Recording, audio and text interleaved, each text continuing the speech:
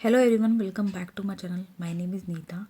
आज हम 5th class के एसएसटी का chapter number 16, chapter name is the United nation. बहुत इम्पॉर्टेंट चैप्टर है, स्किप मत कीजिएगा। एक एक लाइन इम्पॉर्टेंट है इस चैप्टर की। ठीक है, स्टार्ट करते हैं हम इस बॉक्स से। डिड यू नो वाला जो ये बॉक्स है, मैं कभी भी स्किप नहीं करती हूँ। आप मेरे प्रीवियस कोई भी चैप्टर देख सकते हैं। The land and the building which houses the headquarter of UN does not belong to the US but to the entire world। जो इस यूनाइटेड नेशन की हम जो बात कर रहे हैं, इसका जो लैंड है, बिल्डिंग है और इसका हेडक्वार्टर जो है वो यूएसए में है। ठीक है, यूनाइटेड स्टेट ऑफ अमेरिका में है। लेकिन ये यूनाइटेड स्टेट ऑफ अमेरिका में जो ये यूएन ऑर्गेनाइजेशन का जो हेडक्वार्टर है, ये अमेरिका से बिलोंग नहीं करता है। ठीक है, ये सिर्फ और सिर्फ अमेरिका से बिलोंग नहीं करता है। ये एक इंटरनेशनल ऑर्गेनाइजेशन है, इंटरनेशनल संस्थान है। ठीक है, तो ये इम्पॉर्टेंट पार्ट है। अगर ये यूएसए में है तो इसका मतलब ये नहीं है कि ये सिर्फ और सिर्फ यूएसए के लिए है। ये इंटरनेशनल है। इसमें हर कंट्री के जो लोग हैं वो अपने खुद को और अपने देश को रिप्रेजेंट करते हैं। Hence it is considered to be international territory. जैसे कि मैंने कहा, ये एक इंटरनेशनल ऑर्गेनाइजेशन है। ठीक है, अब जो यूनाइटेड नेशन है ये अमेरिका में है। इसका जो हेडक्वार्टर है वो भी अमेरिका में है। ठीक है, तो इसकी जो ज़रूरत है वो क्यों पड़ी हमें, नीड ऑफ द यूएन। तो इसके बारे में पढ़ेंगे हम कि इसकी ज़रूरत हमें क्यों पड़ी। यहाँ पर एक ये पिक्चर दी हुई है, आप ये देखो। ये एक एरियल व्यू है जो फर्स्ट एटम बम गिरा था हिरोशिमा पे। ये एक जापान में एक जगह है हिरोशिमा, उसके ऊपर बम गिरा था 1945 में। तो उसका ये व्यू दिखाया गया है कि कितना बुरा इफ़ेक्ट हुआ था इस एटम बम का। ठीक है, स्टार्ट करते हैं अपना चैप्टर यहाँ से। What happen when you have an argument and are not able to resolve it. क्या होगा कि अगर आपका किसी के साथ कोई आर्ग्यूमेंट हो जाता है, अगर वो रिजॉल्व नहीं हो पाता, सॉल्व नहीं हो पाता, तो आप क्या करोगे? You may request an elder और योर टीचर टू इंटरवीन। तो आप क्या करोगे? या तो अपने एल्डर को बोलोगे या अपने टीचर को बोलोगे कि ये जो आर्ग्यूमेंट है इसको सॉल्व करो या इसको सॉल्व करने का एक तरीका बताओ। ठीक है, तो आप उनसे रिक्वेस्ट करोगे कि इसे रिज़ॉल्व करो या कोई सॉल्यूशन बताओ कि ये रिज़ॉल्व हो जाए। But what happen when to countries fight. तो ऐसे ही दो कंट्रीज़ अगर फाइट करेंगी तो क्या होगा? सोचो। There is a lot of destruction and along with the soldier innocent people also lost their life। तो क्या होगा कि बहुत सारे जो लोग हैं, सोल्जर्स हैं, लोग हैं, वो अपनी जो ज़िंदगी है वो खो देंगे।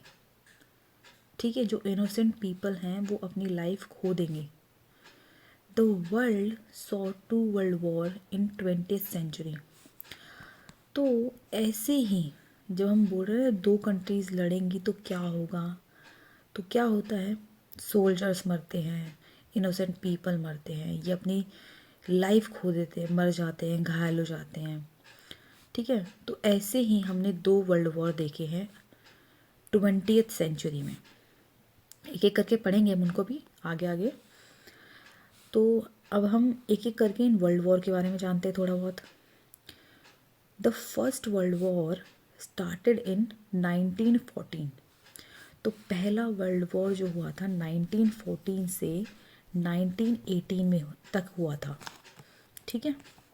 अभी आप देखो ये कितना लंबा चला है ये वर्ल्ड वॉर, तो कितना डैमेज हुआ होगा कंट्रीज़ में, और उन कंट्रीज़ के साथ जो लोग जुड़े हुए होते हैं, जो अदर कंट्रीज़ जो जुड़ी हुई होती है, उनको भी ये चीज़ इफ़ेक्ट करती है। ये गलत है। 1919 जो है ये गलत है। 1980 तक ये वर्ल्ड वॉर जो था वो चला था। Millions of people were affected by the war. तो जैसे मैंने कहा ना, लाखों लोग जो थे वो अफेक्ट हुए थे इस वॉर से। So an organisation was created known as the league of nation in 1919। तो क्या हुआ, जब ये वर्ल्ड वॉर हुआ, फर्स्ट वर्ल्ड वॉर हुआ, तो इसको रोकने के लिए, इसको मतलब इससे कवर अप करने के लिए क्या किया था, लीग ऑफ नेशन की स्थापना की थी। एक ऑर्गेनाइजेशन थी लीग ऑफ नेशन, उसको इस्टेब्लिश किया गया था, क्रिएट किया गया था, ठीक है, टू प्रिवेंट अनदर वॉर। लेकिन जो ये ऑर्गेनाइजेशन थी लीग ऑफ नेशन, ये फेल हो गई क्योंकि सेकेंड वर्ल्ड वॉर हुआ था। और सेकेंड वर्ल्ड वॉर कब हुआ था, 1939 से 1945 तक, ठीक है। तो ये इम्पॉर्टेंट डेट्स हैं, फर्स्ट वर्ल्ड वॉर की डेट और सेकेंड वर्ल्ड वॉर की डेट, ये बहुत इम्पॉर्टेंट है, आपको पता होनी चाहिए ये। It was during this time that atom bomb were dropped on Hiroshima and Nagasaki। तो जब ये वर्ल्ड वॉर ख़त्म होने की कगार पर था, तब क्या हुआ कि during this world war Hiroshima और नागासाकी में, जो कि एक जापान की जगह है, इस पे बम गिराया गया था 1945 पे, ठीक है। 1945 में जापान की एक जगह है हिरोशिमा एंड नागासाकी, वहाँ पर एक बिल्डिंग है, उस पर बम गिराया गया था, विच कॉज्ड ह्यूज डिवास्टेशन। और इस बम की वजह से, इस बॉम्ब की वजह से क्या हुआ था, बहुत बड़ी तबाही हो गई थी उस जगह पे, उस कंट्री में। When the war ended in 1945, अब 1945 में यही जो था, ये बॉम्ब गिराया गया था, देन 1945 में ये जो वॉर है ये एंड हो जाता है। Most countries realised that there was a great need to have international body to stop war. तो जो बाकी कंट्रीज़ थी उनको ये रियलाइज़ हुआ, उन्होंने ये सोचा कि एक हमें ऐसी बॉडी की ज़रूरत है, एक ऐसी इंटरनेशनल बॉडी की ज़रूरत है जो ये वॉर्स को स्टॉप कर सके, ख़त्म कर सके, रोक सके, ठीक है। There after countries like Britain, France and USA thought of replacing the league of Nation with the United Nation Organisation in 1945। जो ये ब्रिटेन, फ्रांस और यूएसए जो कंट्रीज़ हैं, इन्होंने जो लीग ऑफ नेशन जो फेल हो गया था, उसकी जगह पे उसको रिप्लेस करके द यूनाइटेड नेशन ऑर्गेनाइजेशन को स्टैब्लिश किया, क्रिएट किया। कौन से ईयर में, 1945 में। तब क्या था, तब इसके जब 1945 में जब ये क्रिएट की गई ऑर्गेनाइजेशन, तब इसके 51 रिप्रेजेंटेटिव थे। हालांकि अब बढ़ गए हैं, तो आप जब चैप्टर पढ़ते रहोगे धीरे धीरे तो आपको पता चल जाएगा और कितने ऐड ऑन हुए हैं, ठीक है। तो 51 रिप्रेजेंटेटिव थे और डिफरेंट कंट्रीज़, मतलब 51 रिप्रेजेंटेटिव थे डिफरेंट कंट्रीज़ के, क्योंकि हम ये बोल रहे हैं ना कि ये जो है इंटरनेशनल ऑर्गेनाइजेशन है, यूनाइटेड नेशन ऑफ, ठीक है, यूनाइटेड नेशन ऑर्गेनाइजेशन जो है यूएनओ, ये एक इंटरनेशनल ऑर्गेनाइजेशन है। तो जो ये 51 रिप्रेजेंटेटिव्स हैं, ये सैन फ्रांसिस्को में मिलते हैं साइन करने के लिए यूएन चार्टर को। तो यहाँ पर हम अपनी वीडियो स्टॉप करते हैं। अगर आपको मेरी वीडियोस अच्छी लग रही हैं, यूज़फुल हैं, तो लाइक शेयर सब्सक्राइब किए बिना बिल्कुल मत जाइएगा।